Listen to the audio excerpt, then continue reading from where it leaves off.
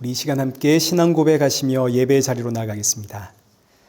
전능하사 천지를 만드신 하나님 아버지를 내가 믿사오며 그 외아들 우리 주 예수 그리스도를 믿사오니 이는 성령으로 잉태하사 동정녀 마리아에게 나시고 본디오 빌라도에게 고난을 받으사 십자가에 못 박혀 죽으시고 장사한 지 사흘 만에 죽은 자 가운데서 다시 살아나시며 하늘에 오르사 전능하신 하나님 우편에 앉아 계시다가 저리로서 산자와 죽은 자를 심판하러 오시리라.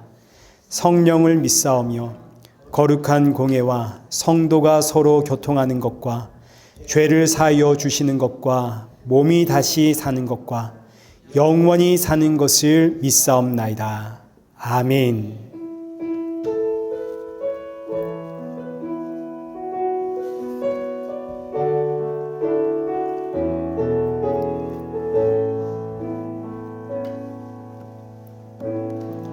하늘의 문을 여소서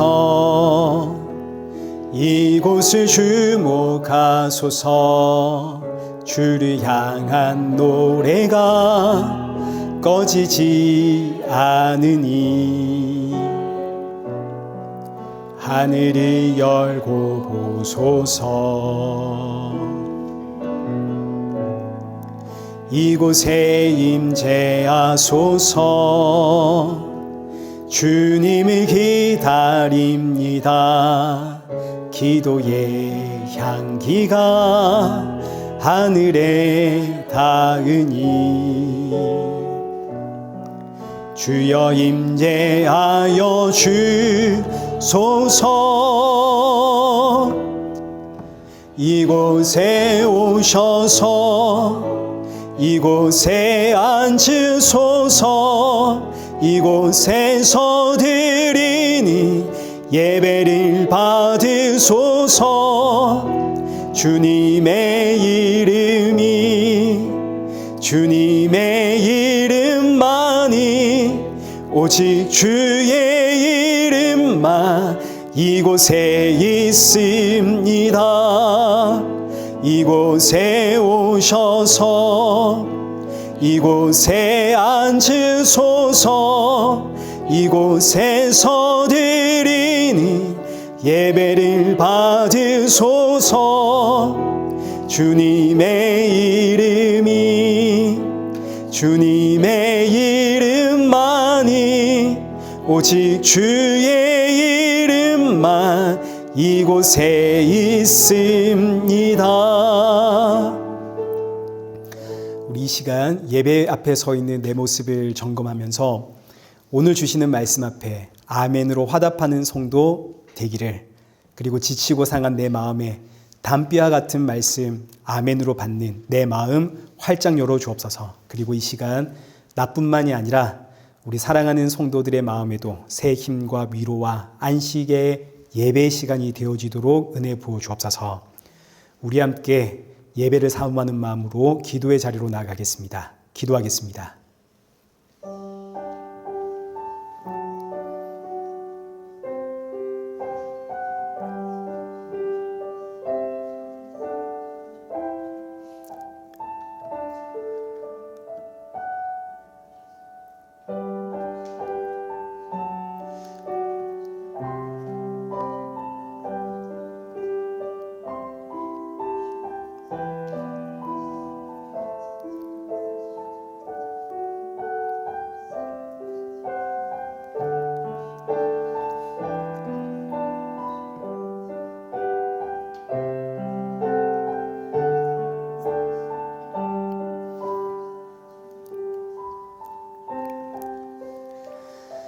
살아계신 하나님 아버지, 오늘 우리의 걸음을 이 예배 자리로 인도하심에 감사를 드립니다.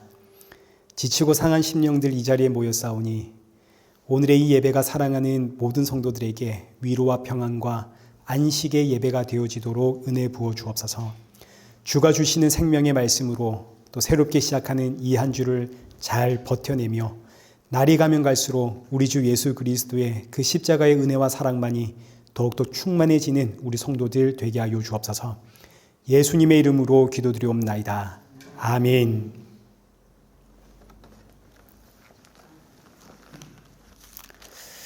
우리 교독문 제 30번을 함께 교독하시겠습니다. 하나님은 우리에게 은혜를 베푸사 복을 주시고 그의 얼굴 빛을 우리에게 비추사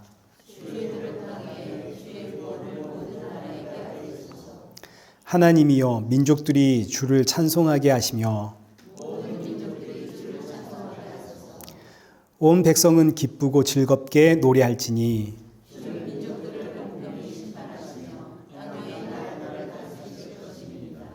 하나님이여 민족들이 주를 찬송하게 하시며 모든 민족으로 주를 찬송하게 하소서.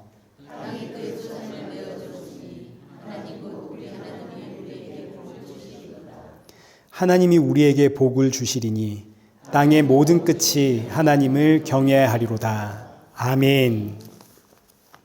찬송가 32장 찬양하시겠습니다. 우리 찬양하신 이후에는 우리 한혜주 권사님 나오셔서 우리를 대표해 기도해 주시겠습니다.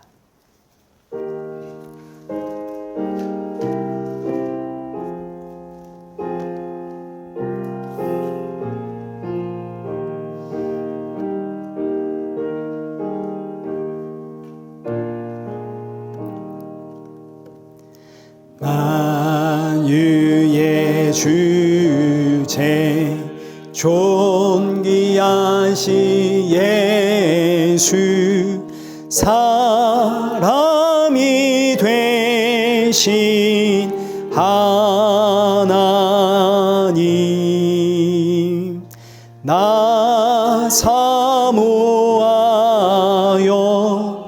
영원히 섬길 내 영광 되신 주로다. 화려한 동산 무성한 저수목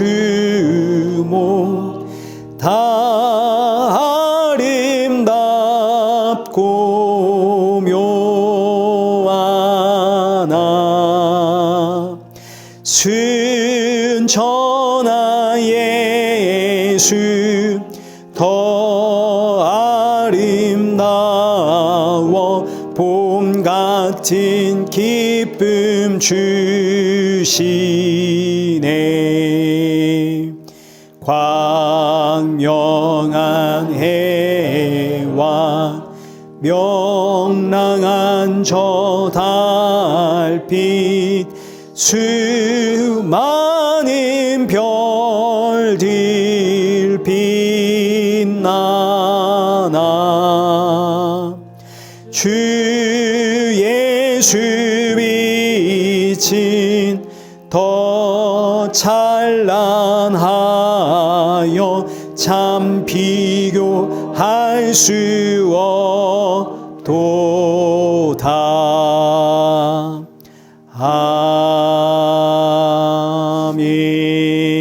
아멘. 우리 함께 성경 봉독하시겠습니다. 우리 오늘 보실 하나님의 말씀은 고린도전서 13장 1절에서 7절입니다. 고린도전서 13장 1절에서 7절까지 우리 한 절씩 교독하시겠습니다. 내가 사람의 방언과 천사의 말을 할지라도 사랑이 없으면 소리나는 구리와 울리는 꽹과리가 되고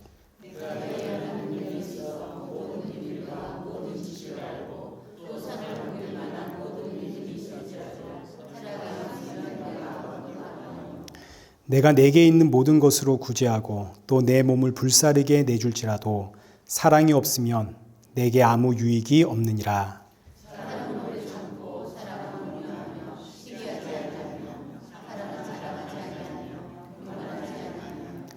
무례히 행하지 아니하며 자기의 유익을 구하지 아니하며 성내지 아니하며 악한 것을 생각하지 아니하며 함께 읽겠습니다. 모든 것을 참으며 모든 것을 믿으며 모든 것을 바라며 모든 것을 견디느니라. 아멘. 네, 우리 교회 소식입니다. 우리 다음 주 대표 기도는 박수자 권사님 기도 인도해 주시면 감사하겠고요. 오늘 우리 안지용 이제 형제 부모님 두 분 저희 교회 방문하셨는데 큰 박수로 환영하겠습니다. 네, 감사합니다. 이제 5월부터 한 9월, 10월까지는 저희 교회 이제 성도님들이 많이 이제 한국 돌아왔다 갔다 하시는 시즌이라 일이 없는데 또 이렇게 또 반가운 분들 이렇게 또 여기 또 오시는 분들이 있어서 참 너무 고맙고 감사합니다. 예배 후에 우리 교제하고 이렇게 가시죠. 네. 이 시간 우리 헌금 봉헌할 텐데 우리 한혜주 권사님 헌금 봉헌 부탁드리겠습니다.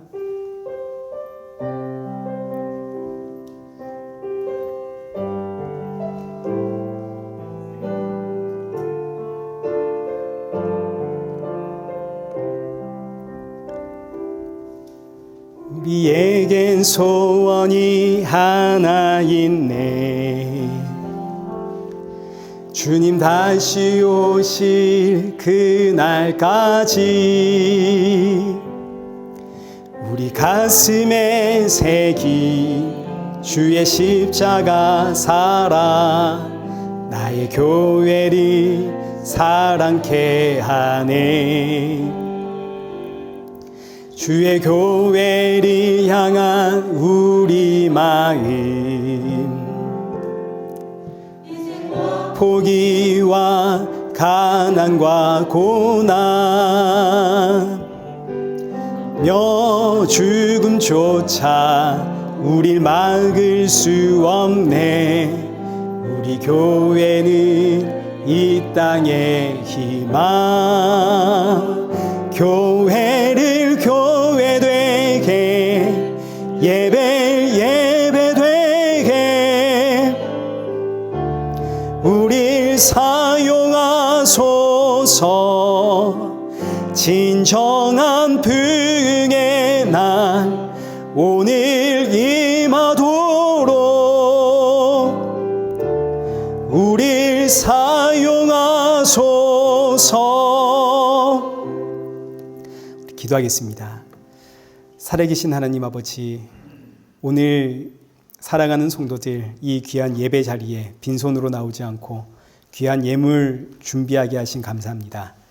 이 헌금이 죽음에서 나를 살리신 예수 그리스도를 묵상하며 준비하는 헌금 되게 하시고 헌금을 준비할 때마다 나의 모든 것이 주의 것이요 주님께 드림이 기쁨이 되어지는 우리 복된 성도들 되게 하여 주옵소서. 예수님의 이름으로 기도드리옵나이다. 아멘.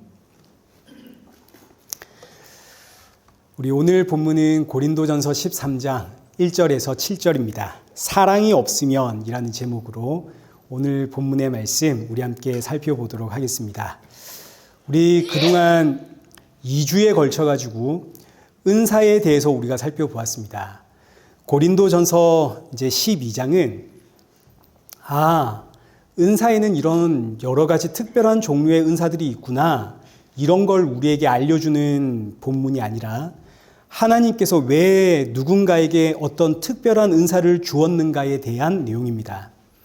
하나님께서 누군가에게 특별한 은사를 주신 이유는 그 사람의 그 이유를 사람의 몸과 이제 지체를 통해서 우리에게 비유로 알려주시는데 그 핵심되는 구절이 23절에서 25절입니다. 우리 함께 보겠습니다. 우리가 몸에 덜 귀히 여기는 그것들을 더욱 귀한 것으로 입혀주며 우리의 아름답지 못한 지체는 더욱 아름다운 것을 얻느니라. 그런즉 우리의 아름다운 지체는 그럴 필요가 없느니라. 오직 하나님이 몸을 고르게 하여 부족한 지체에게 뭘 더 줬다고요? 귀중함을. 몸 가운데서 분쟁이 없고 오직 여러 지체가 서로 같이 돌보게 하셨느니라. 자, 지금 이 말씀 그대로 우리 몸에는 덜 귀히 여기는 부분들이 있고 또 덜 아름다운 부분들이 있습니다. 여러분 기억나시죠? 지난주에 예를 들어서 이 귓볼 어떤 특별한 역할을 하는 거 아닙니다. 그러나 여기에는 우리가 귀걸이를 갖다 붙임으로써 우리 몸에서 가장 돋보이는 부분 중에 하나가 됩니다. 머리는 그 자체로는 아름답지가 않습니다. 근데 이 머리에 머리카락을 더 주심으로 사람의 인상을 달라지게 만들죠. 그러나 여기 24절의 기록처럼 아름다운 지체는 그럴 필요가 있나요, 없나요? 없죠. 그 자체로 아름답기 때문에. 그러니 몸의 지체 가운데 뭘 하나씩 더 받은 지체는 사실은 어떤 지체인가요? 부족한 지체죠. 뭔가 조금 모자란 지체입니다. 그러나 여기 기록되어 있는 것처럼 하나님께서 몸을 고르게 하시려고 부족한 지체에게 귀중함 하나를 더 주십니다. 이게 하나님의 사랑입니다. 이 지체는 다른 지체에 비해서 좀 부족하기 때문에 하나님께서 귀한 것 하나 더 주시고, 저 지체는 좀 덜 아름다워서 아름다운 것 하나 더 주어가지고 다른 지체들과 고르게 맞춰 주었다 이겁니다. 그래서 25절에 너희는 모두 나에게 똑같은 사랑을 받고 있는 존재다. 그러니 너희는 서로 귀하게 여겨라. 너희는 한 몸이다. 이게 바로 하나님이 누군가에게 어떤 특별한 은사를 주신 이유다 이겁니다. 특별한 은사를 받은 성도는 사실은 다른 지체보다 조금 부족한 사람입니다. 그래서 하나님이 다른 지체들과 눈높이를 맞추려고 그 사람에게는 값비싼 귀걸이 하나 더 주고 저 사람에게는 아름다운 거 하나 더 주고 그랬다고요. 자, 그러면 내가 하나님으로부터 값비싼 귀걸이 하나 더 받고 아름다운 머리카락 하나 더 받았다면 어떤 반응 보여야겠습니까? 세 가지의 반응 보여야 됩니다. 첫째, 나는 여기 모여있는 분들 가운데 가장 낮은 자구나. 내가 가장 못난 자구나. 내가 가장 죄인이구나. 이걸 첫 번째 알아야 될 것이고, 둘째, 그런데 하나님은 나를 이렇게 귀하게 대접하여 남들과 똑같은 자리에 나를 세우시는구나. 그리고 마지막 세 번째, 하나님이 이런 나를 통해서 일을 하시는구나. 그러니 나는 자랑할 게 있나요, 없나요? 없죠. 나의 못남과 이런 날 향한 하나님의 사랑을 알았고 하나님의 뜻을 알았으니까 나는 하나 더 받은 자로서 더 겸손히 가정과 교회와 이웃을 섬겨야 하는 거 아닙니까? 자, 그런데 지금 고린도 교회는 하나님께서 나에게만 특별한 거 하나 더 주었다. 내가 특별한 은사 하나 더 받았다. 이게 이제 자랑이 되어가지고 나는 귀걸이 하나 받았는데 너 귀걸이 받았니? 야, 너 아직 없는 걸 보니까 넌 기도 더 해야겠구나. 너 하나님께 더 엎드려야겠구나. 너는 아직도 영적인 어린 아이구나. 지금 이렇게 자랑하는 교회가 되어버렸습니다. 그래서 사도 바울이 몸의 이야기를 통해서 너희는 부끄러운 줄 좀 알아라. 너희가 하나 더 받은 것은 너희가 잘나서 너희가 더 영적이고 더 신령해서 받은 게 아니라 너희가 남들보다 더 모자라서 받은 것이다. 사도 바울이 고린도 교회에 이렇게 말할 수 있는 이유는 성경에 사도 바울처럼 은사 많이 받은 사람이 없습니다. 사도 바울은 방언을 하는데 이제 나중에 고린도전서 14장에서 살펴보겠지만 사도 바울이 자신을 소개할 때 나는 누구보다 방언을 많이 하는 자다라고 표현을 합니다. 또 사도 바울이 병을 고치죠. 독뱀이 나와가지고 사도 바울을 물었지만 이 독이 사도 바울에게 아무런 해를 끼칠 수가 없습니다. 심지어 사도 바울은 죽은 자도 살려냅니다. 3층에서 떨어져 죽은 유두고 사도 바울이 살려내죠. 거기다 사도 바울은 3층천 천국 다녀온 사람입니다. 사도 바울만큼 은사를 많이 받은 사람이 없습니다. 심지어 성경까지 쓰지 않습니까? 계시의 말씀, 예언을 받아서. 이렇게 은사를 많이 받은, 다양하게 받은 사도 바울의 고백이 뭐냐면 나는 죄인 중에 괴수입니다. 내가 지금 잘나서 받은 게 아니라 내가 남들보다 모자라서 하나님이 주신 겁니다. 그리고 하나님은 이런 나를 통해서 일을 하십니다. 그래서 나의 자랑은 나의 연약함 뿐입니다. 왜냐하면 내가 연약하기에, 내가 부족하기에 나를 통해 하나님이 일하십니다. 이게 은사받은 성도들의 마땅한 모습인 겁니다. 그러니 은사받은 성도는 내가 남보다 연약하고 부족한 사람이구나. 그러나 하나님은 이런 나를 통해서 일을 하고자 하시는구나. 그래서 어떤 특별한 은사받은 성도는 할 말이 없습니다. 입을 다물어야죠. 날 향한 하나님의 사랑을 알았거든요. 그리고 내가 얼마나 부족하고 연약한 존재인지를 알았거든요. 그런데 이런 나를 통해서 일하고자 하시는 그 하나님의 마음을 알았기 때문에 내가 입을 벌려 자랑할 게 있다면 그저 나의 부족하고 연약함과 나의 어리석음. 내가 이렇게 연약한 사람인데 하나님은 나를 통해 일하시는구나. 이 고백과 함께 주신 은사로 가정과 교회와 이웃에게 덕을 세우며 섬기는 것이 은사받은 성도의 마땅한 자세인 겁니다. 자, 그리고 이게 이제 우리가 지난주에 살펴보았던 내용 아닙니까? 그리고 이 모든 것을 한마디로 정리하면 이게 전부 다 너는 지금 하나님의 질서 아래에 있느냐 이런 뜻이 됩니다. 하나님의 질서는 뭐냐면 여기 골로새서 1장 15절과 16절입니다. 그는 보이지 아니하는 하나님의 형상이시요 모든 피조물보다 먼저 나신 이시니 만물이 그에게서 창조되되 하늘과 땅에서 보이는 것들과 보이지 않는 것들과 혹은 왕권들이나 주권들이나 통치자들이나 권세자들이나 만물이 다 그로 말미암고 그를 위하여 창조되었고 하나님의 질서는 만물이 예수님으로 창조되었고 그리고 예수님을 위해 존재한다입니다. 이게 하나님의 질서입니다. 온 천하 만물은 누구를 위해 창조되었다? 예수님을 위해 창조되었다. 그리고 예수님 아래서 그 보호와 다스림을 받는다. 이게 하나님의 질서입니다. 그래서 교회의 머리를 예수님이라고 하죠. 여러분, 교회는 이 땅에 하나님의 나라를 상징하지 않습니까? 그럼 하나님 나라의 머리는 누구라는 이야기입니까? 예수님이죠. 그래서 하나님의 나라를 아들의 나라라 그러는 것이고 예수님의 나라라 하는 것입니다. 만물이 예수님 아래에 있는 것, 이게 하나님의 질서입니다. 이 하나님의 질서 아래에 저와 여러분이 있다면 이제 여러분 보십시오. 저와 여러분이 예수님 아래에 있습니다. 예수님은 십자가에 계시죠. 십자가의 예수님 그 아래에 우리가 있습니다. 지금도 예수님은 십자가에서 피를 흘리고 있습니다.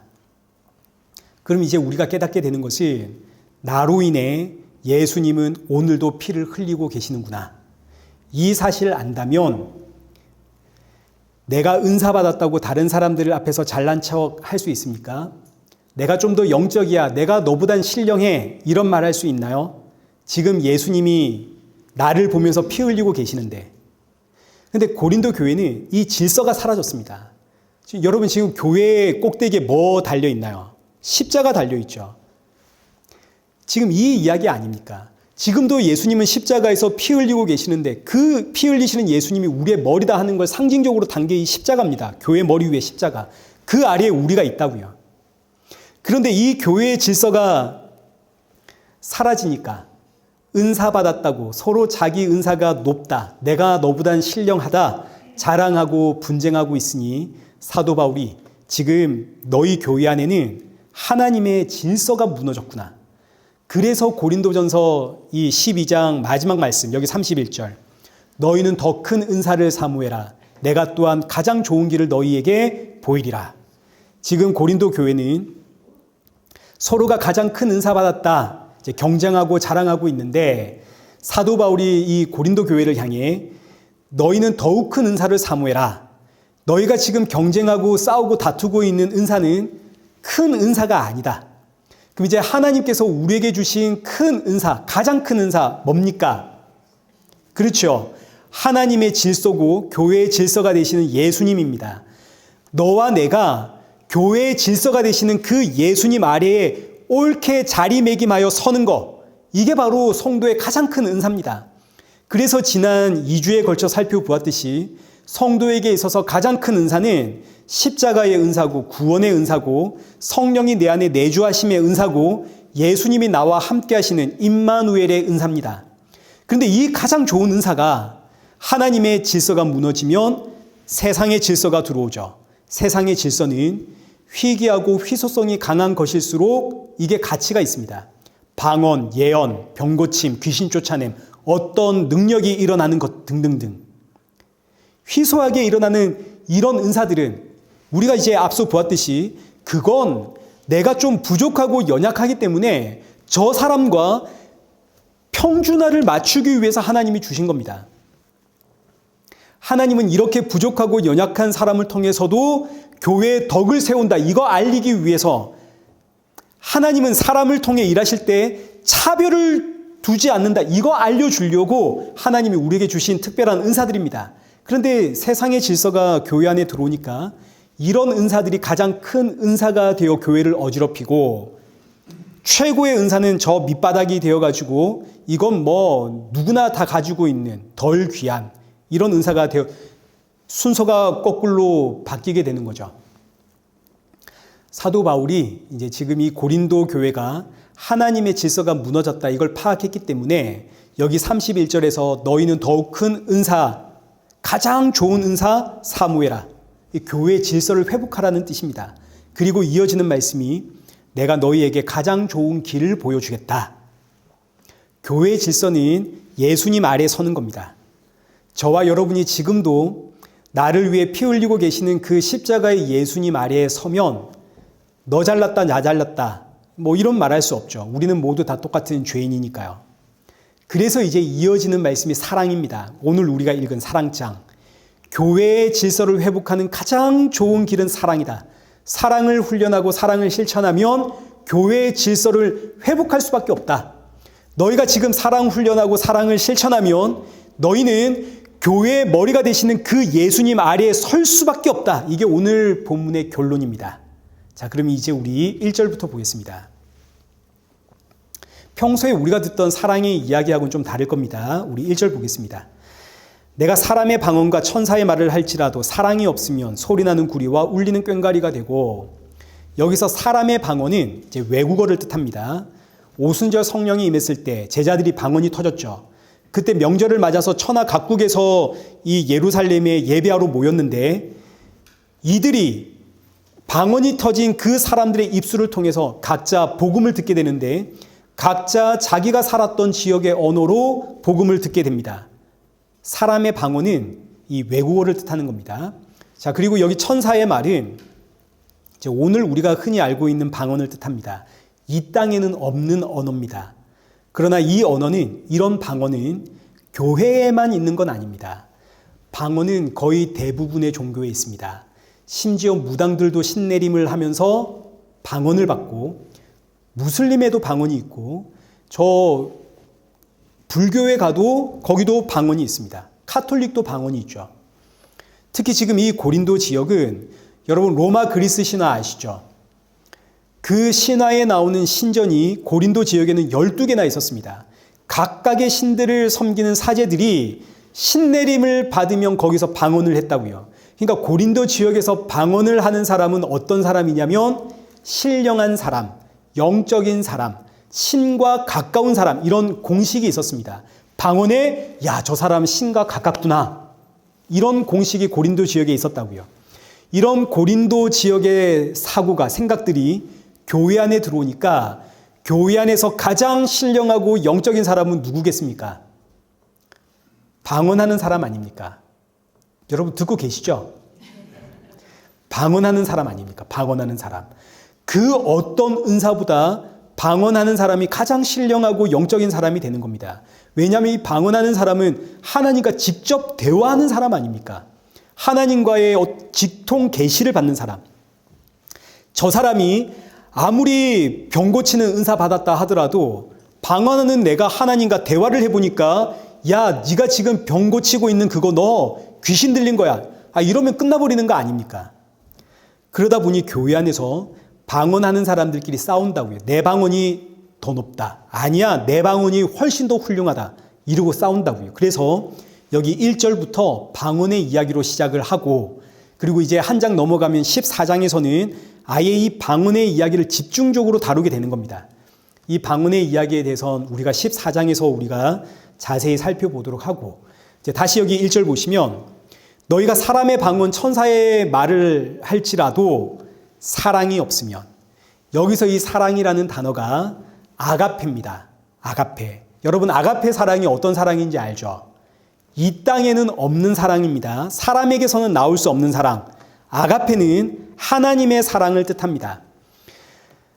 아가페는 하나님의 사랑을 뜻하는데 이 하나님의 사랑이 형체를 이루어 이 땅에 나타난 것이 뭐냐면 예수 그리스도의 성육신과 십자가입니다.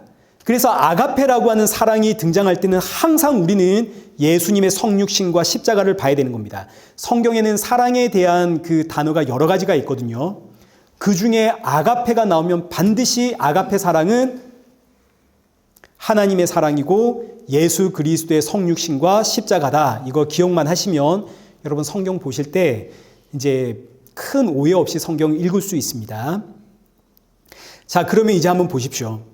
너희가 사람의 방언과 천사의 말을 할지라도 사랑이 없으면, 하나님의 사랑, 너희가 그 예수 그리스도의 성육신과 십자가, 교회 머리가 되시는 그 예수님 아래에 너희가 지금 옳게 자리매김하고 있지 않다면 너희가 하는 방언은 전부 다 소리나는 구리와 울리는 꽹과리다. 소리나는 구리와 울리는 꽹과리는 아무 의미가 없는, 그저 시끄럽기만 소음을 뜻합니다. 그러니까 내가 지금 아무리 방언을 하고 하나님과 직통 계시를 받고 있다 할지라도 너희가 교회의 질서가 되시는 그 예수 그리스도 아래에 서 있지 않으면 너희의 방언은 사실 소음에 불과하다. 그 방언이 아니라는 이야기죠. 반대로 내가 머리이신 예수님 아래에 옳게 섰습니다. 그렇다면 교회 안에서 방언할 수 있습니까? 없습니까? 없습니다. 왜냐하면 앞서 말씀드린 것처럼 내가 방언을 한다는 건 내가 좀 남들보다 뭐하다는 이야기라고요? 조금 모자라다는 이야기 아닙니까? 그럼 이제 내가 교회에서 방언을 했습니다. 그럼 이거 뭐 티내는 건가요? 내가 조금 부족하고 모자란 사람인데 그걸 확실하게 드러내는 거 아닙니까? 창피해서 방언하겠습니까? 무엇보다 방언은 고린도전서 14장 4절 여기 있는 것처럼 교회의 덕을 세우는 게 아니라 개인의 덕을 세우는 겁니다. 개인의 덕을. 교회 안에서 아무리 방언을 해도 여기 고린도전서 14장 19절에 기록되어 있는 것처럼 1만 마디의 방언을 외쳐도 깨달은 마음으로 5마디 말하는 것보다 못합니다. 이 의미는 1만 마디의 방언을 교회 안에서 외쳐도 그 방언은 교회에 덕을 끼칠 수 있다 없다? 없다는 이야기입니다. 그러니 내가 하나님의 사랑 안에 있다면, 예수 그리스도의 그 질서 아래에 있다면 교회에서 방언을 못하죠. 그거 방언은 혼자 하는 겁니다. 방언은 내 덕을 위한 거거든요. 교회에서 방언을 한다는 것은 벌써 그 의미가 나는 하나님의 질서 밖에 있다 이런 의미가 되는 것이고 주변 사람들에게는 소음에 지나지 않습니다. 2절 보겠습니다. 내가 예언하는 능력이 있어 모든 비밀과 모든 지식을 알고 또 산을 옮길 만한 모든 믿음이 있을지라도 사랑이 없으면 내가 아무것도 아니요. 예언하는 능력이 있습니다. 모든 비밀과 모든 지식을 알았습니다. 이게 지금 한 묶음입니다. 예언하는 능력과 모든 비밀과 모든 지식, 내가 그걸 깨달았다고요. 심지어 산을 옮길 만한 믿음까지 내게 있습니다. 근데 사랑이 없으면, 여기 사랑도 아가페입니다. 하나님의 사랑. 뭐라고요? 예수님의 성육신과 십자가. 사랑이 없으면 이 모든 게 아무것도 아니다. 그러니까 이 사람이 지금 예언을 하고 모든 비밀과 모든 지식을 알고 산을 옮길 만한 믿음이 있다 하더라도 사실 이 사람은 아는 게 하나도 없는 사람이고 믿음도 없는 사람이다 이런 이야기입니다. 왜냐하면 하나님의 비밀이 뭐냐면 여기 골로새서 1장 27절 하나님이 그들로 하여금 이 비밀의 영광이 이방인 가운데 얼마나 풍성한지를 알게 하심이라. 이 비밀은 함께 읽겠습니다. 너희 안에 계신 그리스도니 곧 영광의 소망이니라. 하나님의 비밀이 뭐라고요? 너희 안에 계신 예수 그리스도. 밑에 이어지는 골로새서 2장 2절 이는 그들로 마음의 위안을 받고 사랑 안에서 연합하여 확실한 이해의 모든 풍성함과 하나님의 비밀인 그리스도를 깨닫게 하려 함이니. 성경에 너무나 확실하게 하나님의 비밀 이야기하고 있죠. 하나님의 비밀은 예수 그리스도의 성육신과 십자가입니다. 근데 이 비밀이 하나님의 사랑입니다. 그러니 하나님의 사랑을 아는 자가 하나님의 비밀을 아는 자인 겁니다. 그런데 이제 다시 여기 2절 한번 보십시오. 내가 예언하는 능력이 있고 모든 비밀과 모든 지식은 있는데 사랑을 모릅니다. 하나님의 사랑이신 예수님을 모르면 그가 지금 외치고 있는 예언, 그 하나님을 안다는 지식과 하나님을 안다는 비밀이 진짜인가요? 가짜인가요? 가짜가 될 수밖에 없죠. 거짓말 아닙니까? 그래서 너는 안다고 하지만 사랑이 없으면 넌 아무것도 아니다. 아는 게 하나도 없는 네가 안다고 말하는 건 전부 거짓말이다. 이렇게 되는 거죠. 산을 옮길 만한 믿음도 마찬가지입니다. 여러분 믿음은 누구 믿는 겁니까? 예수님 믿는 거 아닙니까? 근데 그 예수님이 하나님의 사랑입니다. 근데 지금 내가 산을 옮길 만한 믿음이 있는데 사랑이신 예수님이 내게 없답니다. 그럼 이 믿음은 대체 뭔가요? 이건 진짜 무서운 이야기죠. 예수님이 없는데 내가 믿는답니다. 이건 귀신 들린 거죠. 3절 보겠습니다. 사도 바울이 얼마나 지금 강렬한 어조로 이 고린도 교회를 책망하면서 말하고 있는가를 보셔야 되는 겁니다. 3절. 내가 내게 있는 모든 것으로 구제하고 또 내 몸을 불사르게 내어줄지라도 사랑 없으면 내게 아무 유익이 없느니라. 여기서도 사랑은 아가페입니다. 예수님이죠. 내가 내게 있는 것으로 구제하고 또 내 몸을 불사르게 내어주어도 이 얼마나 대단한 열심과 열정입니까? 세상은 이런 사람들에게 박수를 칩니다. 그러나 그가 사랑이 없다면, 예수님 모른다면 이런 그의 하나님을 향한 열심과 열정이 그에게 무슨 유익이 있나? 여기서 유익이 없다 이 단어는 효험이 없다, 쓸데없다 이런 뜻입니다. 예수님을 모르면 내가 교회에서 아무리 하나님의 일을 한다 열심을 내도 내 몸을 불사르게 내어준다 할지라도 그의 열심과 열정은 그 인생을 구원할 수 있나요 없나요? 없죠. 한 영혼이 구원을 받음에 있어서 그가 가진 열정과 열심은 아무런 효험이 없습니다. 한 영혼의 구원은 그 사람이 가지고 있는 어떤 자격이나 조건이 아니죠. 오직 예수 그리스도의 십자가의 보혈입니다. 이렇게 1절에서 3절까지는 사랑이 얼마나 중요한 것인가를 이야기하고 있습니다. 사랑이라고 하는 이 은사, 예수 그리스도가 나와 함께한다는 이 은사가 얼마나 중요한 것인가를 강조하는 표현이 1절에서 3절입니다. 최고의 은사가 뭔지 아느냐? 예수 그리스도가 너와 함께하고 있는 것이다. 예수 그리스도가 너와 함께하지 않는다면 네가 방언을 한들, 병을 고친들, 산을 옮길 만한 믿음이 있든 너에게 그게 무슨 유익이 있느냐? 무슨 의미가 있느냐? 사도 바울의 따끔한 책망의 말씀 여러분 이해가 되시죠? 1절부터 3절까지는 최고의 은사가 무엇인가? 사랑, 예수 그리스도 이걸 강조하는 표현입니다. 자, 그러니 지금 이 사랑장은 저와 여러분을 향해서 여러분 서로 사랑하십시오 이런 이야기가 아닙니다.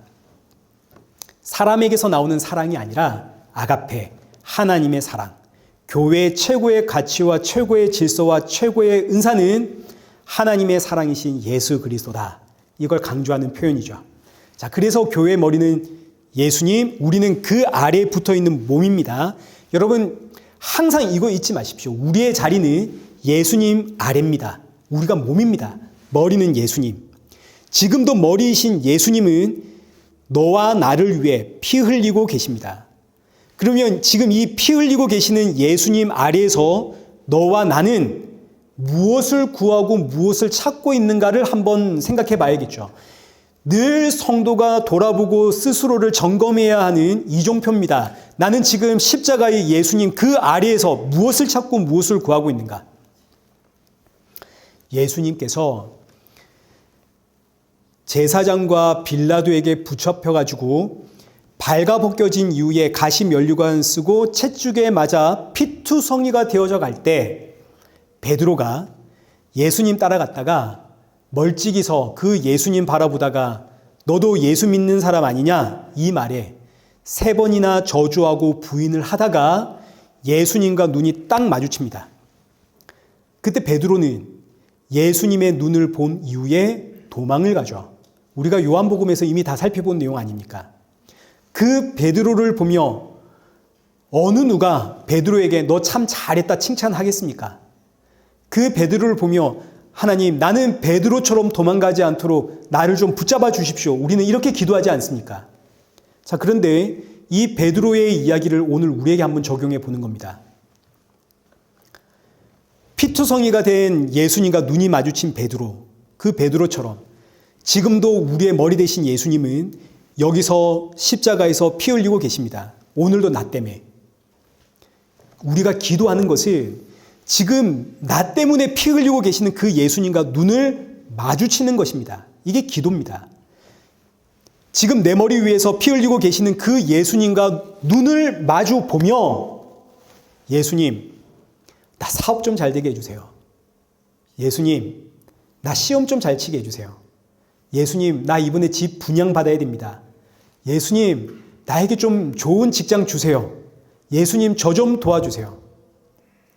예수님은 지금 이 죄와 사망의 땅에서 나를 구원하기 위해 내 안에서 늘 터져나오는, 날마다 터져나오는 이 죄악을 해결하기 위해 지금도 내 머리 위에서 피 흘리며 나를 덮고 계시는데, 그 피 흘리는 예수님의 눈을 보면서 나는 그 예수님께 내 성공, 내 만족 달라 외치면 베드로가 나쁜 놈입니까? 내가 나쁜 놈입니까? 베드로는 부끄럽고 창피해서 자신의 못남을 보고 도망이라도 갔는데, 나는 부끄러움도 없고 창피함도 없고 피 흘리고 계시는 그 예수님께 예수님 이것도 내놓고 저것도 내놓고 요것도 내놓고, 나는 그야말로 강도 아닙니까? 강도. 기도란 우리가 너무 잘 알듯이 내 뜻을 이루려고 시작했다가 십자가에서 피 흘리는 그 예수님과 눈이 마주치는 그 순간 예수님의 뜻, 아버지의 뜻에 항복하고 순종하는 게 기도 아닙니까? 내 뜻 이루기 위해 기도할 것 같으면 뭐하러 하나님 믿습니까? 하나님 아버지의 뜻은 내가 너를 살리기 위해 내 아들을 너에게 준 것처럼 이제 너는 가서 한 영혼을 살리기 위해 너를 희생해라. 십자가의 증인이 되어라. 그래서 기도는 하나님, 제가 오늘도 증인된 삶을 살 수 있도록 힘 주십시오. 용기를 주십시오. 저의 이 완악한 마음 통제해 주시고 저의 입술도 좀 붙잡아 주시고 저의 이 교만한 태도도 좀 바로잡아 주십시오. 주께서 주신 은사로 섬기는 사람 되게 해 주십시오. 나를 부인하고 나를 내려놓는 게 기도 아닙니까? 그래서 이제 이어지는 4절부터 7절은 우리의 기도의 제목들입니다. 우리가 왜 사랑이신 예수님 아래에 서야 되는지, 왜 사랑의 훈련을 해야 되는지, 왜 이 사랑의 훈련이 예수님께로 나아가는 가장 큰 은사로 나아가는 가장 좋은 길인지, 그게 이제 4장부터 7절입니다. 우리 4장 보겠습니다. 4절 보겠습니다. 사랑은 오래 참고 사랑은 온유하며 시기하지 아니하며 사랑은 자랑하지 아니하며 교만하지 아니하며. 사랑은 오래 참는 겁니다. 여러분 얼마나 오래 참으십니까? 예수님께서 베드로에게 70번씩 77번이라도 참아라 그랬는데 횟수로 따지면 490번이죠. 490번 정도 참을 수 있다 그러면 우리가 부부싸움은 안 할 겁니다. 부부싸움 하는 이유가 이게 참다 터져서 하는 거 아닙니까? 자, 그러면 우리 이제 다들 여러분들 연배가 좀 계시니까요. 소시적에 부부싸움 안 해본 적 없으시죠? 그리고 지금도 진행 중이시죠? 자, 그럼 이제 우리는 오래 참는 사람입니까? 못 참는 사람입니까? 못 참죠. 그럼 우리에게 사랑은 있나요? 없나요? 우리에게 사랑이 없죠. 그 다음 사랑은 온유하며, 여기서 온유하다라는 이 단어가 지금 4절을 하고 있습니다. 온유하다라는 단어가 사나운 짐승을 길들이다 이런 뜻입니다. 사나운 짐승을 길들이는 것이 온유함. 우리 안에 사나운 짐승들이 있습니다. 이 성질이라고 그러죠. 성질머리. 야, 저거 참 한 성질을 하네. 내 안에 타고난 이 성질을 억누르고 길들여 나오는 게 온유함입니다. 그러니 온유라는 단어는 사실 오래 참음하고 좀 비슷하죠. 사랑은 오래 참되 내 안에 성질머리를 다스려서 짐승 같은 내 성질, 내 기질이 밖에 나오지 않도록 절제하는 게 온유입니다. 자, 그럼 이 말씀 우리가 한번 적용해 보십시다.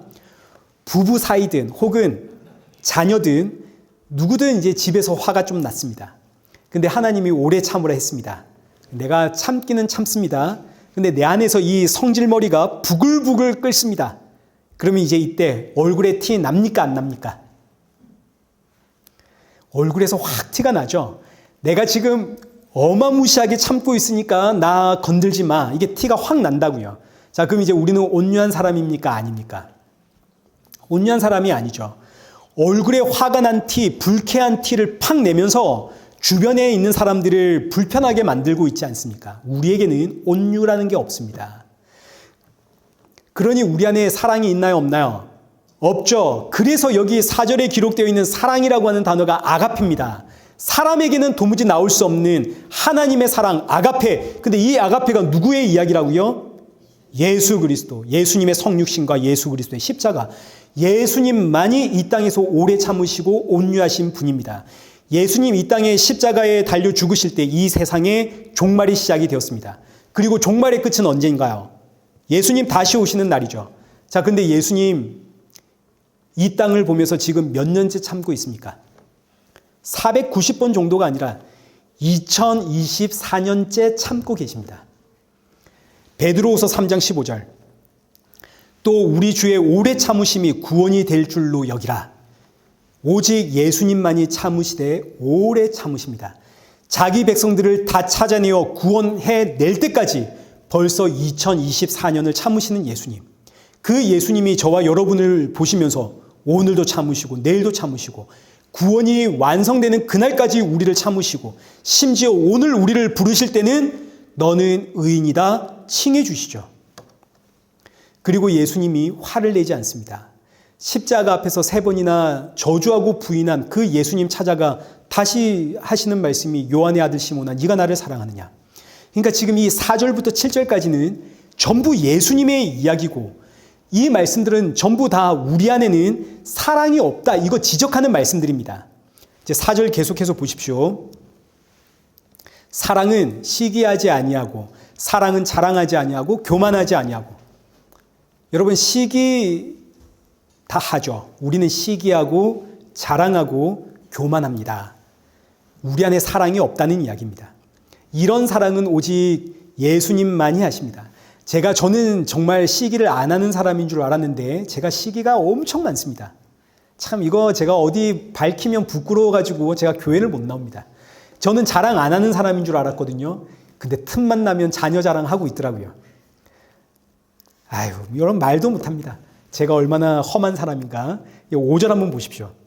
사랑은 무례히 행하지 아니하며 자기의 유익 구하지 아니하며 성내지 아니하며 악한 것을 생각하지 아니하며. 이것도 전부 우리에겐 불가능한 일들입니다. 무례히 행하지 않는다. 이 단어는 단순히 고개를 빳빳한 이런 그리고 다른 사람들을 깔아보는 이런 의미가 아니라 수치스러운 행동을 하다 이런 뜻입니다. 보기 흉하게 행동하다. 예를 들어서 밖에서는 못할 짓인데 집에만 들어오면 팬티만 입고 돌아다니는 아들이 하나 있습니다. 이게 무례히 행하다 이런 뜻입니다. 수치스러운 일인데 밖에서는 못하는데 집안에서는 한다고요. 여러분 한 번씩 과거에 수치스러운 일들이 생각날 때 막 이불을 한번 차고 하시죠. 이게 바로 무례히 행하다 이런 뜻입니다. 우리는 지금 전부 다 너무 멀쩡하게 앉아있지만 여러분 수치스러운 일 한 가지씩은 다 있잖아요. 지금 없는 것처럼 앉아 계시는데 우리 다 있습니다. 우리는 전부 다 무례히 행하는 사람.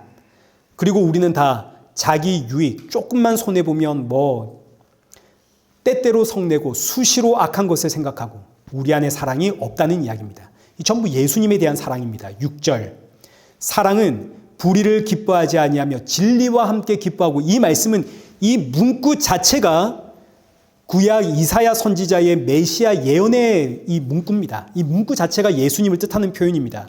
사랑은 불의를 기뻐하지 않고 진리와 함께 기뻐하는 우리의 이야기 아닙니다. 예수 그리스도. 마지막 7절 사랑은 모든 것을 참으며 모든 것을 믿으며 모든 것을 바라며 모든 것을 견디느니라. 이런 사람 없죠. 모든 걸 참고 모든 걸 믿고 모든 걸 바라고 모든 걸 견디는 이런 사람 없습니다. 우리는 늘 의심하는 존재들입니다. 이거 전부 예수님의 이야기. 이 말씀을 통해서 지금 우리에게 하고자 하는 말씀은 너희에게는 사랑이 없다. 그래서 요한 1서 4장 10절에 사랑은 여기 있으니 우리가 하나님을 사랑한 것이 아니요 하나님이 우리를 사랑하사 우리 죄를 속하기 위해 화목제물로 그 아들을 보내셨습니다. 우리에게 사랑이 없기 때문에 사랑이신 하나님이 그 아들을 화목제물로 우리에게 보내셨습니다. 아니 그렇다면 왜 성경은 우리에게 사랑을 요구하는가?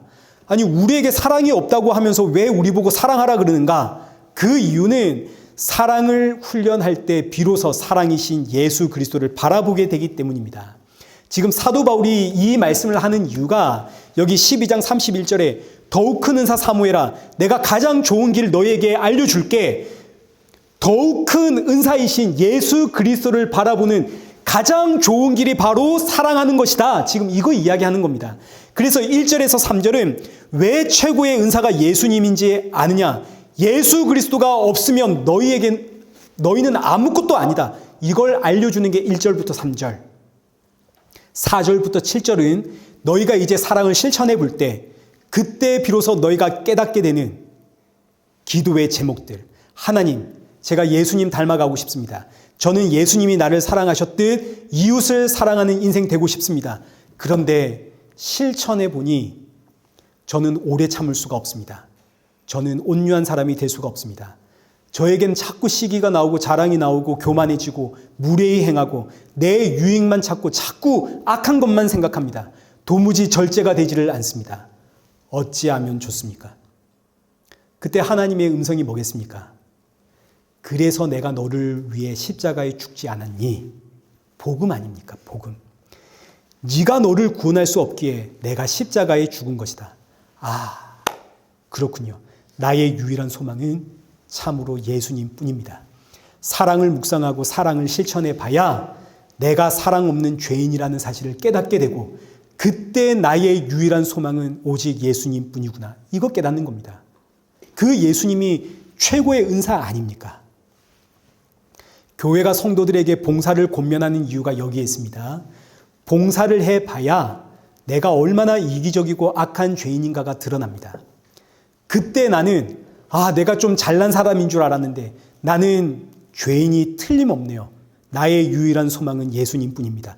이 고백이 터져 나오는 최고의 은사입니다. 가장 좋은 은사는 바로 여기에 있습니다. 나의 유일한 소망은 예수 그리스도. 근데 그 예수님이 나와 함께 하시네요. 임마누엘의 은사. 그러니 사랑하는 성도 여러분, 하나님의 사랑이 되시는 그 예수님을 묵상하시고 예수님 닮아가는 사랑의 훈련을 하십시오. 이것이 가장 좋은 은사, 교회의 질서, 하나님의 질서를 회복하는 가장 좋은 길입니다. 무엇보다 여러분 마음속에 그래 사랑이신 예수님 닮아가는 훈련, 노력을 해야겠다. 이런 마음이 생기는 것 자체가 이미 내가 지금 예수님의 질서 아래에 있다는 증거가 되는 겁니다. 히브리서 3장 1절. 그러므로 함께 하늘의 부르심을 받은 거룩한 형제들아, 우리가 믿는 도리의 사도이시며 대제사장이신 예수를 깊이 생각하자. 새롭게 시작하는 이 한 주 여러분 더 많이 예수님 묵상하시고 더 많이 예수님 닮아가는 것 훈련하시고 그래서 우리의 입술에서 나의 소망은 예수님 뿐입니다. 이 고백이 날이 가면 갈수록 더욱더 깊이 터져 나오는 그런 복된 저와 여러분 되시길 축원합니다. 살아계신 하나님 아버지, 우리는 정말로 예수님 닮아가길 소원합니다. 그러나 예수님을 닮아가려 노력할 때마다 우리 안에 사랑이 없음을 발견하게 됩니다. 이 사실을 깨달을 때마다 예수님의 십자가에서 죽는 것 외에는 나를 구원할 방법이 없었구나. 나의 유일한 소망은 참으로 예수님 뿐이구나. 이 고백이 나오는 우리 모든 이레교회 성도들 되게 하여 주옵소서. 날이 가고 신앙의 연수가 찰면 찰수록 더욱더 예수님만이 나의 머리요, 나의 반석이요, 나의 생명이요, 나의 길이요, 나의 소망이 되는 성도들 되게 하여 주옵소서. 예수님의 이름으로 기도드리옵나이다. 아멘. 이제는 우리 주 예수 그리스도의 은혜와 성부 하나님의 크신 사랑과 성령 하나님의 위로교통 충만하심이 날마다 사랑이신 예수님 닮아가길 노력하며 십자가에 증인된 사명에 충성하며 주님 만날 그날 사모하며 살아가는 우리 이레교회와 성도들과 온 세계 교회 머리머리 위에 이제로부터 영원토록 함께 있을지어다. 아멘.